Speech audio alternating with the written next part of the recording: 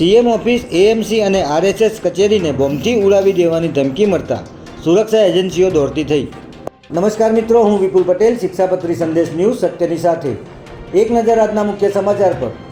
અમદાવાદ અને ગાંધીનગરમાં આજે 10 જૂનથી 20 સપ્ટેમ્બર દરમિયાન અલગ અલગ સ્થળોએ બોમ્બ બ્લાસ્ટ કરવાની ગંભીર ધમકીભર્યા ઈમેલ મળતા સુરક્ષા એજન્સીઓ દોડતી થઈ હતી.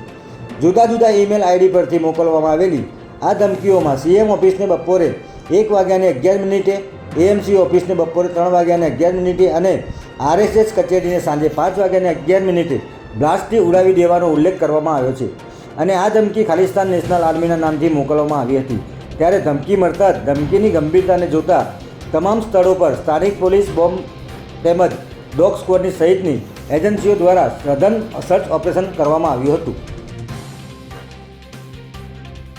ધમકીના અહેવાલો વહેતા થતાં જ અમદાવાદ મ્યુનિસિપલ કોર્પોરેશનની મુખ્ય ઓફિસ દાણાપીઠ ખાતે mayor, deputy mayor, standing committee chairman સહિતનો મુખ્ય સ્ટાફ ઓફિસ બહાર આવી ગયો હતો. જે બાદ બેઝમેન્ટથી લઈ અને ઉપર સુધીની તમામ ઓફિસોમાં સઘન તપાસ કરવામાં આવી હતી. જ્યારે મણિનગર ખાતે આવેલી આરએસએસ કચેરી તેમજ મુખ્યમંત્રી કાર્યાલયમાં પણ ખૂણે ખૂણે સર્ચ ઓપરેશન હાથ ધરવામાં આવ્યું હતું. પરંતુ આ તમામ સ્થળો પરથી કંઈ વાંધાજનક મળી આવ્યું ન હતું. આ મામલે ઉચ્ચ અધિકારીઓ સહિત સાયબર ક્રાઇમની સ્પેશિયલ ટીમ દ્વારા આઈપી એડ્રેસને ટ્રેસ કરવા માટે ટેકનિકલ અને સર્વેલન્સની મદદ લેવામાં આવી રહી છે. જય હિન્દ, જય ભારત.